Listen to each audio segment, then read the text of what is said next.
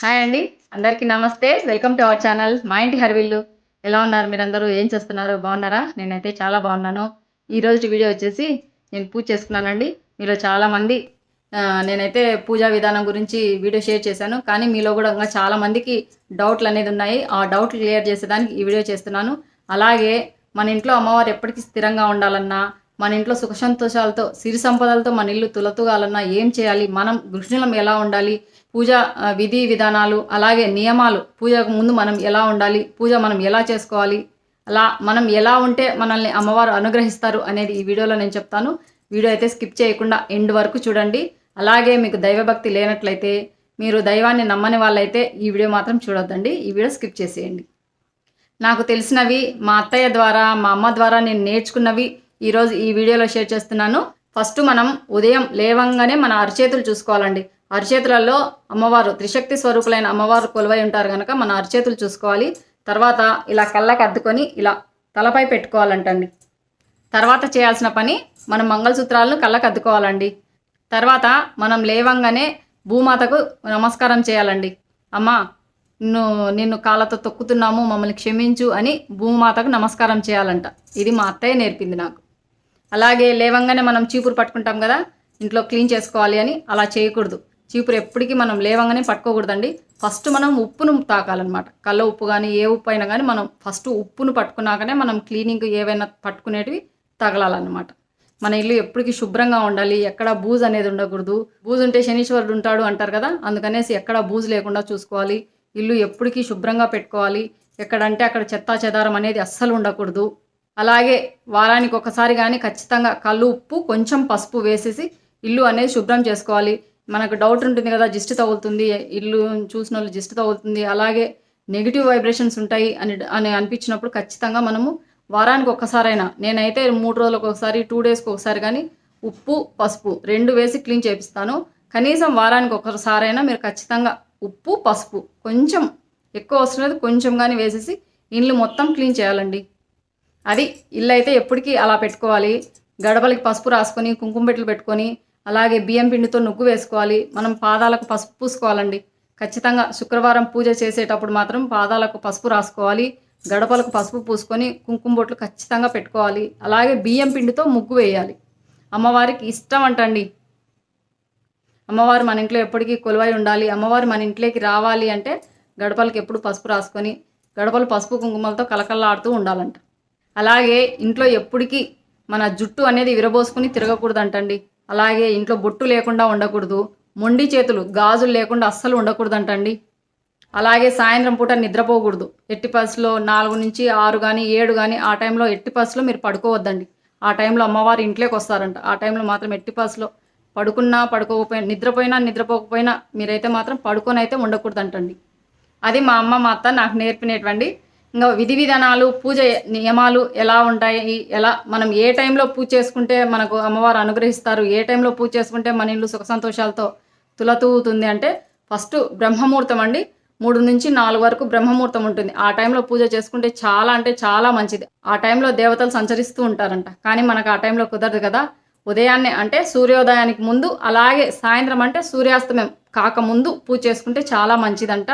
ఉదయం అంటే మనకు కుదరదు కదా, నేనైతే 9, 10 ఆ టైంలో చేస్తాను. ఈవినింగ్ వచ్చేసి 5:30, 6:15 లోపల ఖచ్చితంగా పూజ అనేది ముగించాలన్నమాట. ఖచ్చితంగా 5:30 నుంచి 6, 6:15 లోపల పూజ అనేది అయిపోవాలి. అది ఆ టైంలో పూజ చేసుకోవాలండి. పూజ చేసే ముందు కానీ మనం ఎప్పటికీ మంచం తాకకూడదు. మంచం తాకి పూజ చేయకూడదు. మంచం తాకకుండానే పూజ చేయాలి. అలాగే మీలో చాలామంది అడిగారు, నాన్ వెజ్ తింటాం కదా, నాన్ వెజ్ తిన్నాక స్నానం చేసి పూజ చేయొచ్చా అని. నాన్ వెజ్ తిన్నాక ఎట్టి పరిస్థితుల్లో స్నానం చేసి కాదు కదా, అస్సలు అటువైపు కూడా, పూజా రూమ్ వైపు కూడా వెళ్ళొద్దండి. పూజ నిష్ఠ నియమాలతో చేయాలన్నమాట.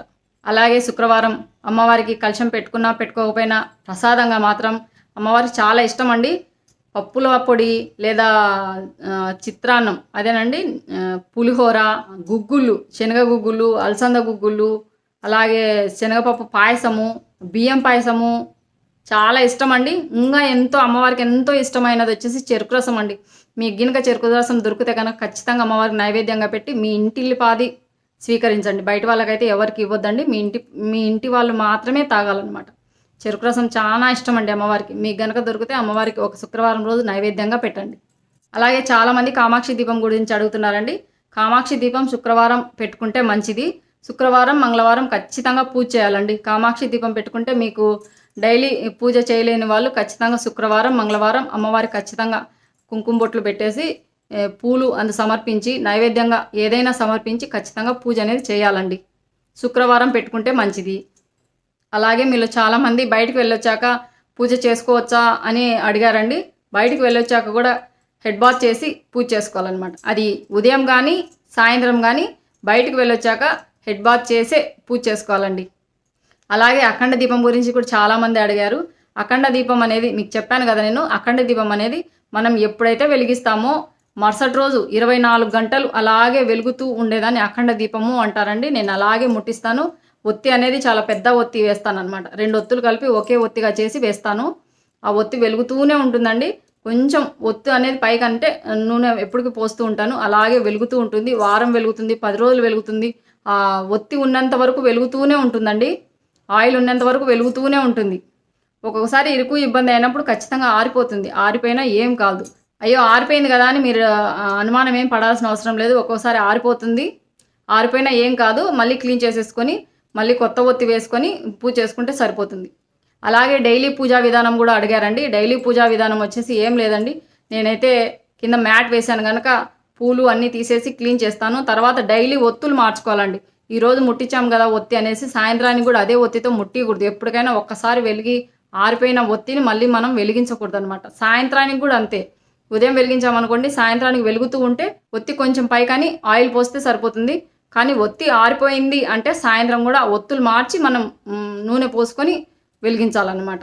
అమ్మవారికి శుక్రవారం పూట ఇలాంటి ఎర్ర చీరలు కానీ, పసుపచ్చ కానీ, ఆకుపచ్చ కానీ అలాంటి చీరలు కట్టుకుని పూజ చేసుకుంటే చాలా మంచిదండి. అమ్మవారు చాలా ఇష్టమంట. మనం కలకల్లాడుతూ ఉంటే అమ్మవారు కూడా చాలా సంతోషిస్తారంట. ప్రతి శుక్రవారం కుంకుమార్చన చేసుకోండి, పుష్పార్చన చేసుకోండి, అష్టనామ స్తోత్రం చేసుకోండి, అక్షింతలతోనైనా అర్చన చేసుకోండి. పూజ అంతా శుక్రవారం రోజు పూజ అంతా ముగిశాక అమ్మవారి పాట పాడండి. అమ్మ రామ మా ఇంటికి, అమ్మ రామ మా ఇంటికి అని ఆహ్వానిస్తూ ఒక పాట పాడండి. ఖచ్చితంగా మంగళహారతి పాట అనేది పాడండి. ఇప్పుడు ఎలాగో బుక్కులు దొరుకుతున్నాయి కదా, లలితా సహస్రనామాల బుక్కు, అలాగే విష్ణు సహస్రనామాల బుక్కులో ఖచ్చితంగా అమ్మవారి పాటలు ఉంటాయి. అవి చూసుకొని మీరు పాడండి. నేనైతే ఖచ్చితంగా పాడతానండి. మా అమ్మ ద్వారా, మా అత్త ద్వారా నేను నేర్చుకున్నవి మీతో షేర్ చేశాను. మీరు కూడా ఒకసారి నేను చెప్పినట్లుగా ఒకసారి చేసి చూడండి. అదండి ఈరోజు వీడియో. ఈ వీడియో కనుక నచ్చినట్లయితే లైక్ చేయండి, షేర్ చేయండి, సబ్స్క్రైబ్ చేయండి. మన ఛానల్ను బెల్ ఐకాన్ కొట్టడం మాత్రం మర్చిపోదండి. ఇలాగే ఇంకో మంచి వీడియోతో మీ ముందుకు వస్తాను. అంతవరకు సెలవు. Thank you for watching. Bye అండి.